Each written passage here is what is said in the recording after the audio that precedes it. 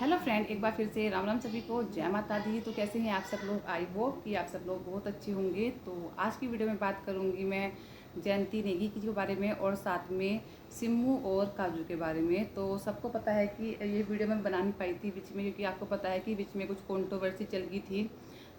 तो उस वजह से मेरे को पहले वो वीडियो बनानी पड़ी थी, लेकिन ऐसा नहीं था कि मैं इस वीडियो को भूल गई थी।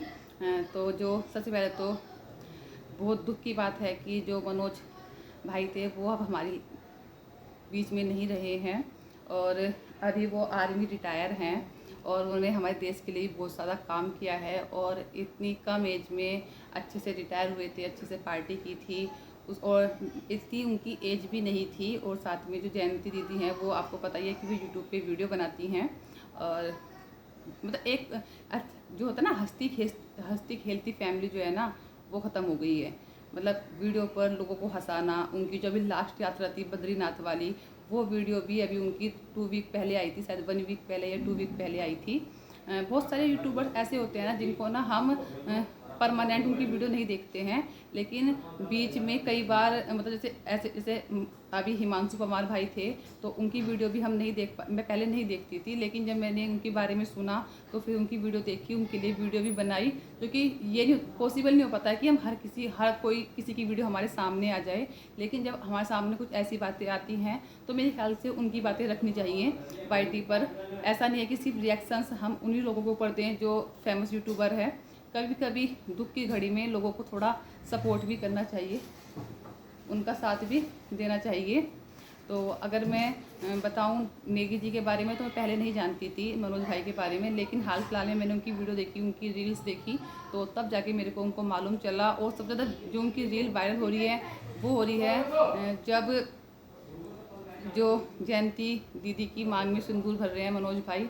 तो उस वीडियो को देखकर वैसे ही इतना इमोशनल, मतलब यार हम लोग बोल देते हैं वीडियो में, ठीक है, हम वीडियो बना भी रहे हैं और लोग बोल भी रहे हैं कि जो भगवान की मर्जी थी वही होता है, और उसके आगे किसी की नहीं चलती है। जयंती दीदी के पास जाकर उनको भी लोग हौसला दे रहे हैं, ठीक है। तो उस सीन को देख के ना बहुत ज़्यादा इमोशनल बोल देते हैं लोग कि भाई ऐसा हो रहा है, कोई बात नहीं, भगवान की मर्जी है, भगवान की किसी की नहीं चलती है, और भगवान इनको दुख सहन करने की शक्ति दे। सब लोग बोलते हैं, जो उनके पास मिलने जाते हैं, जो वीडियो बना रहे हैं वो भी बोल रहे हैं। लेकिन एक बात बताऊं, जिसके ऊपर बीतती है ना, मालूम उसको ही चलता है, ठीक है। हम लोग सिर्फ दिलासा दे सकते हैं, वीडियो बना सकते हैं उनकी हेल्प के लिए। 25 तारीख को उनके लिए धरना प्रदर्शन भी है देहरादून में, तो उसमें जितने लोगों से हो सकता है ज़्यादा से ज़्यादा जाएं, क्योंकि मनोज भाई को इंसाफ दिलाना है तो पब्लिक को इकट्ठा होना ही पड़ेगा। लेकिन जिसके ऊपर बीतती है ना उसको ही मालूम चलता है। तो मतलब उनका जो दुख है ना फिलहाल जयंती दीदी का, उसको देखो कोई नहीं समझ सकता, कोई नहीं फील कर सकता, सिर्फ वही इंसान फील कर सकता है जिसके साथ ये सब कुछ हो चुका है या फिर जिसके साथ ये हुआ है, ठीक है।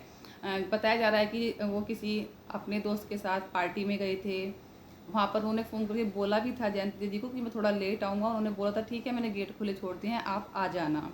उसके बाद थोड़ी देर के बाद जब उन्होंने कैमरे चेक किए तो वो गेट के बाहर थे बेहोश, और मतलब होश था उनको कम, और उनकी ब्लड की वोमिटिंग हो रही थी, पूरा उनका शरीर जो है वो नीला हो रहा था।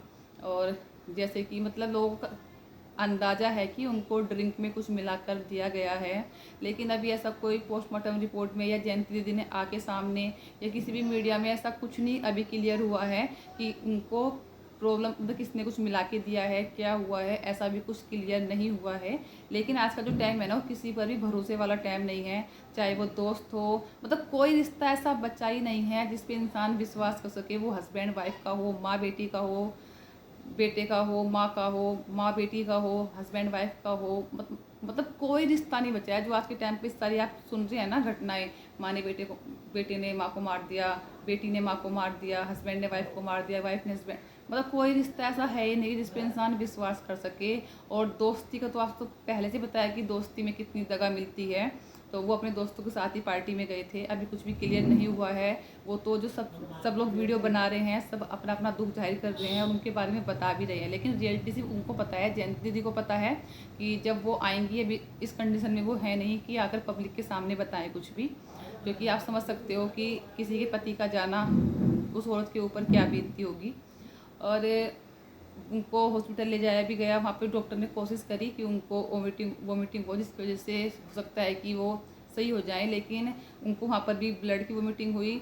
और ये भी बोला जा रहा है कि आखिरी टाइम पर जो मनोज भैया थे, उन्होंने सिर्फ जयंती दी से सिर्फ एक बात बोली थी कि मुझे बचा लो, मुझे पता। आप सोच के देखो, एक औरत के लिए जिसका पति बिल्कुल मतलब कुछ होश नहीं है, उसको इतना ज़्यादा उसकी हालत कंडीशन इतनी ख़राब है, वो बोल रहा है कि प्लीज़ मुझे एक बार बचा लो, और वो बचे ना, तो उस औरत के ऊपर आप समझ सकते हो कि क्या बीतरी होगी। ठीक है, अंदाज़ा लगाना भी बहुत बड़ा वो है कि भगवान किसी के साथ इतना बुरा ना करे, किसी के साथ ना करे। ठीक है, बहुत ही ज़्यादा दुखद घड़ी है जो उनके ऊपर बीतरी है, उसके बारे में नहीं कुछ कहा जा सकता। बस यही कर सकते हैं कि भगवान उनको दुख सहन करने की शक्ति दे। ये तो मैं वही बोला ना, हम लोग सिर्फ यही बोल सकते हैं, लेकिन उनके ऊपर क्या बीत रही है, वो किस उससे गुजर रहे हैं ना, वो सिर्फ वही समझ सकती हैं। बस यही बोल सकते हैं कि भगवान मनोज भैया की आत्मा को शांति दे और उनको अपने चरणों में जगह दे। बात करेंगे अब यहाँ काजू की। तो आपको पता है काजू की बेटी हुई है, और अच्छे से सिम्मू ने उसका गृह प्रवेश भी किया, बेटी का भी किया और काजू का भी किया। उनकी फैमिली कंप्लीट हो गई। वैसे इस बीच में एक प्रॉब्लम आई थी जहाँ पर सिम्मू की मम्मी की डेथ हो गई थी, और वो काफ़ी टाइम से बहुत ज़्यादा बीमार चल रही थी।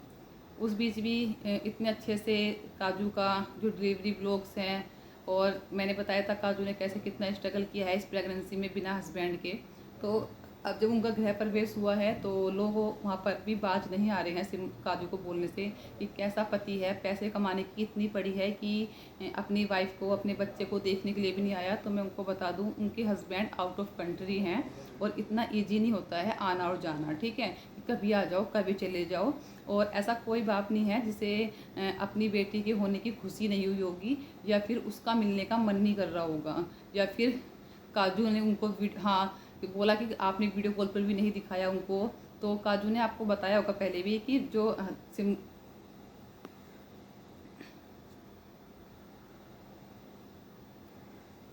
जो काजू के हस्बैंड हैं वो पहले से ही कैमरे को हाइड करते हैं, कैमरे के सामने नहीं आते हैं। पर इसका मतलब ये नहीं है कि आप लोगों को नहीं दिखाया या हम लोगों को नहीं दिखाया तो इसका मतलब ये नहीं है कि उन्होंने वीडियो कॉल नहीं की होगी अपनी बेटी को, अपनी वाइफ को। अगर वो बाहर जा रहे हैं ना, तो वो अपनी बेटी और अपनी वाइफ और अपने घर के लिए ही जा रहे हैं। ठीक है, ऐसी कोई मतलब ऐसा कौन हस्बैंड होगा जिसको अपनी वाइफ की उसकी डिलीवरी हुई है और उसमें आने का मन कर रहा हो और जानबूझ के ना आए। किसी की बेटी हुई है और उसका जानबूझ के उसके आने का मन ना कर रहा हो, ऐसा हो सकता है? एक बात बताऊं, बाप के लिए ना बेटियां सबसे प्यारी होती हैं। बाप का जो कनेक्शन होता है ना, वो बेटी के साथ जैसा होता है ना, ऐसा बेटे के साथ कभी नहीं हो सकता है।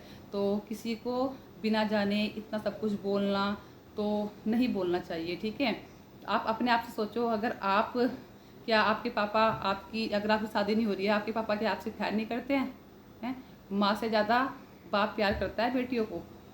तो भाई ऐसी किसी को ऐसे कमेंट करके हर्ट मत किया करो। आप सोचो, थोड़ा समझने की कोशिश किया करो कि उसके ऐसे नहीं है कि उसके हस्बैंड यहीं रहते हैं, 1-2 स्टेट छोड़कर रहते हैं। ठीक है, या फिर आसपास ही रहते हैं कि कभी आ जाए कभी अप डाउन कर ले। वो आउट ऑफ कंट्री रहते हैं। ठीक है, उनको भी इतना बुरा लगता है जितना बुरा इनको आप लोगों को लग रहा होगा। ठीक है, कि अपने परिवार से दूर रहना, वो भी इस घड़ी में जब उनकी बेटी हुई है। लेकिन बहुत कुछ सहन करना पड़ता है, बहुत कुछ बर्दाश्त करना पड़ता है अपने परिवार के लिए, अपने घर के लिए, और वो तुम लोग नहीं समझ सकोगे। वो वही समझ सकता है जिसके ऊपर बीतती है। तो इसी के साथ करूँगी इस वीडियो का यहीं पर एंड, और फिर मिलूंगी आपको अच्छी और नई वीडियो के साथ। तब तक अपना ध्यान रखिए। धन्यवाद and thank you so much. आपने जो कल वाली वीडियो को मेरे को सपोर्ट किया उसके लिए आप लोगों का दिल से बहुत बहुत धन्यवाद, और थैंक यू सो मच। मैं बहुत सारे कमेंट्स का रिप्लाई नहीं कर पाती हूँ, उसके लिए आई एम सॉरी, क्योंकि भाई मेरे साथ थोड़ा सा टाइम का अप डाउन होता रहता है। जैसे ही मेरे को मिलता है टाइम, मैं उसको रिप्लाई कर देती हूँ आपको। फिर से बोलूँगी, आप बहुत बहुत वाला सॉरी है यार, बिल्कुल नहीं कर पाती। कई बार हो जाता है कि मैं नहीं दे पाती हूँ रिप्लाई, कोशिश करने के बाद भी नहीं दे पाती हूँ, लेकिन कोशिश करूँगी कि जब भी मेरे को टाइम मिलता है मैं दे देती हूँ। And thank you so much for support me.